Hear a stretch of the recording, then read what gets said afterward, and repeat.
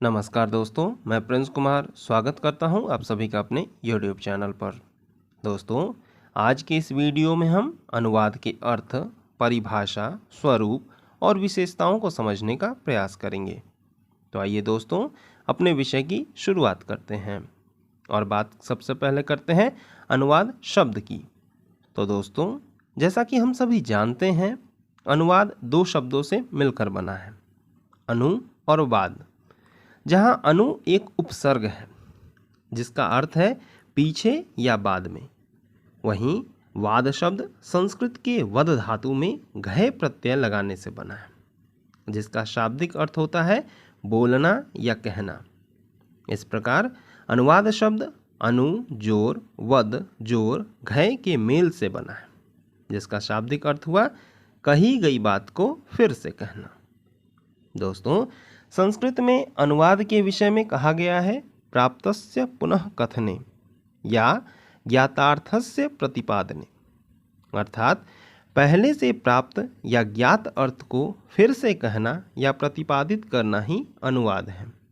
कहने का अर्थ है कि जो तथ्य या ज्ञान व्यक्ति को प्राप्त है उसे सरल अर्थ दूसरी भाषा या उसी भाषा में फिर से कहना ही अनुवाद है।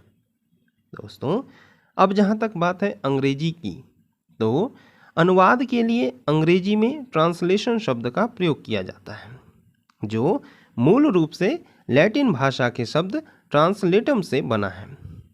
ट्रांसलेटम शब्द दो शब्दों से बना है, ट्रांस और लैक्टम, जिसका साधारण अर्थ हुआ एक भाषा के पार दूसरी भाषा में ले जाना। इस प्रकार अनुवाद एक पुल या सेतु की तरह है, जो एक भाषा के भाव या विचार को दूसरी भाषा में ले जाता है। दोस्तों, सबसे पहले मोनियर विलियम्स ने अंग्रेजी में ट्रांसलेशन शब्द का प्रयोग किया था। इसके बाद से ही इस शब्द का प्रयोग एक भाषा में कही गई बात को दूसरी भाषा में प्रयोग के रूप में किया जाने लगा। दोस्तों, इस प्रकार अनुवाद का शाब्दिक अर्थ हुआ एक भाषा में व्यक्त किए गए भावों और विचारों को दूसरी भाषा में प्रस्तुत करने की प्रक्रिया। दोस्तों, अनुवाद के अर्थ को समझने के बाद अब बात करते हैं अनुवाद की परिभाषा की। तो विभिन्न विद्वानों ने समय समय पर अनुवाद को परिभाषित करने का कार्य किया है, जिसे एक एक कर समझने का प्रयास करते हैं। तो सबसे पहले विद्वान हैं सी रोबिन। वे लिखते हैं कि अनुवाद एक ऐसी प्रक्रिया है जिसके द्वारा लिखित या मौखिक वचन को एक भाषा से दूसरी भाषा में इस तरह अंतरित किया जाए कि उसका वही अर्थ निकले जो मूल भाषा में था।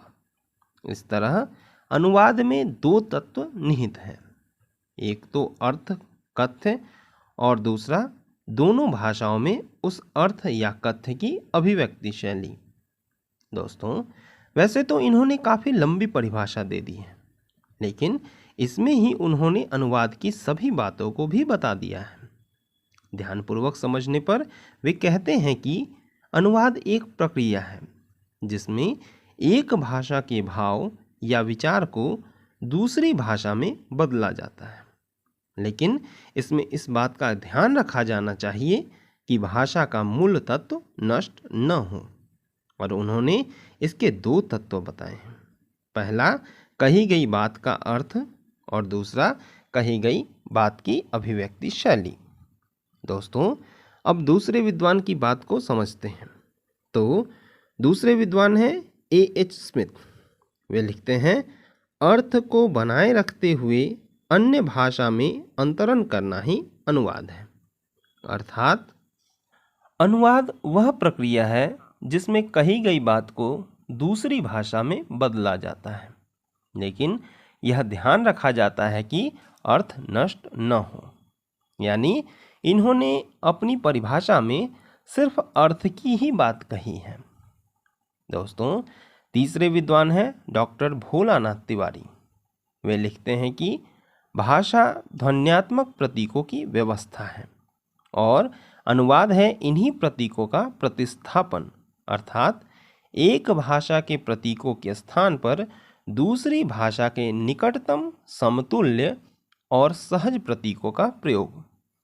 दोस्तों, डॉक्टर भोलानाथ तिवारी जी, जो कि हिंदी भाषा के प्रतिष्ठित भाषा विज्ञानी हैं, अनुवाद को समझाते हुए कह रहे हैं कि भाषा ध्वनि चिन्हों की एक व्यवस्था है और अनुवाद इन्हीं एक भाषा के ध्वनि चिन्हों को दूसरी भाषा के प्रतीक चिन्हों में बदलने की एक प्रक्रिया है, जिसमें निकटतम भावों को संभालने की आवश्यकता होती है।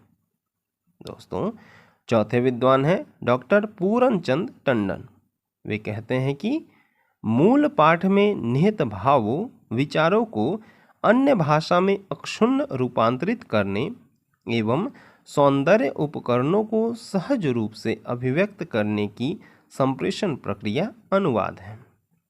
तो दोस्तों, टंडन जी भी वही बात कह रहे हैं जो सी रोबिन ने कही है, यानी अनुवाद संप्रेषण का एक माध्यम है तथा एक प्रक्रिया भी है, जिसमें एक भाषा या मूल पाठ के विचारों को यथावत, यानी मूल भाषा में वे जैसे हैं वैसे ही भावों के साथ दूसरी भाषा में अभिव्यक्त किया जाता है।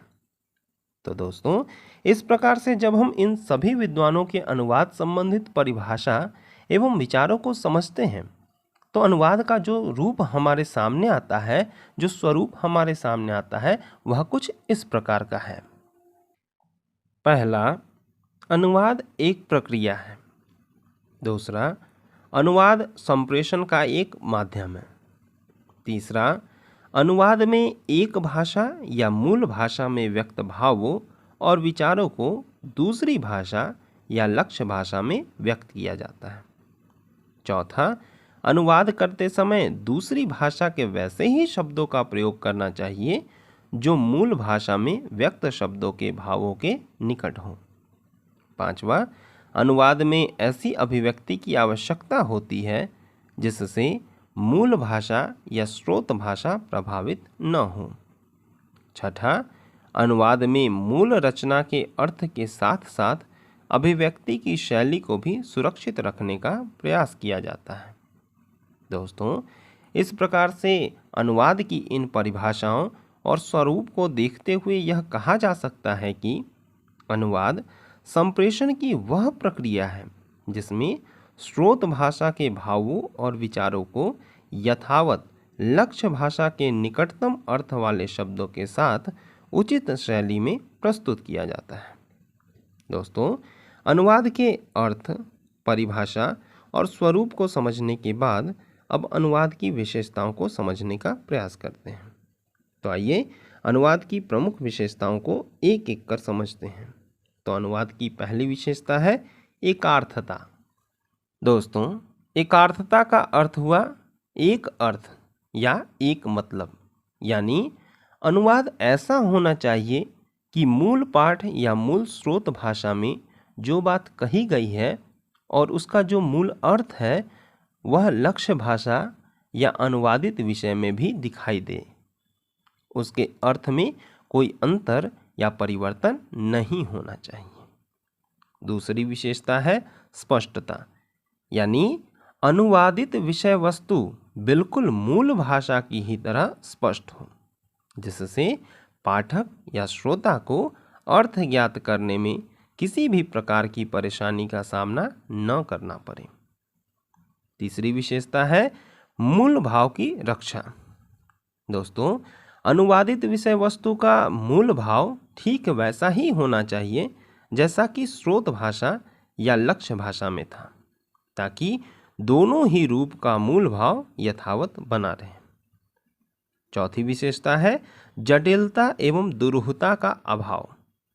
दोस्तों, अनुवाद में जब कृत्रिम शब्दों या बनावटी भाषा का प्रयोग किया जाता है तो अनुवाद का मूल भाव नष्ट हो जाता है तथा अनुवाद जटिल और दुरूह हो जाती है।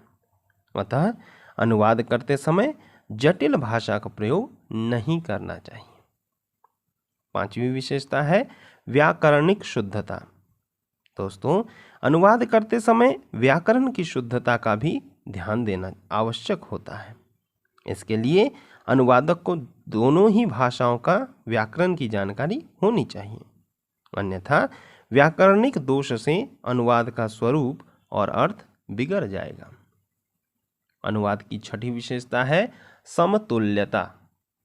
दोस्तों, जैसा कि हम जानते हैं कि अनुवाद एक द्विभाषिक प्रक्रिया है, यानी इसमें एक भाषा से दूसरी भाषा में भावों एवं विचारों को स्पष्ट किया जाता है। और यह भी जानते हैं कि भिन्न भाषाओं की प्रकृति और प्रवृत्ति भी एक दूसरे से भिन्न होती हैं। अतः एक अच्छे अनुवाद के लिए जरूरी है कि दोनों भाषाओं में समतुल्यता रहे, यानी दोनों भाषाओं का स्तर एक समान रहे। इसके लिए दोनों भाषाओं का तुलनात्मक अध्ययन भी जरूरी है। तो दोस्तों, इस प्रकार से हमारा आज का यह विषय यहीं समाप्त होता है। आपको यह विषय कैसा लगा कृपया कमेंट में अवश्य बताएं। तो फिर शीघ्र ही मिलते हैं एक नए विषय के साथ। तब तक के लिए नमस्कार, धन्यवाद।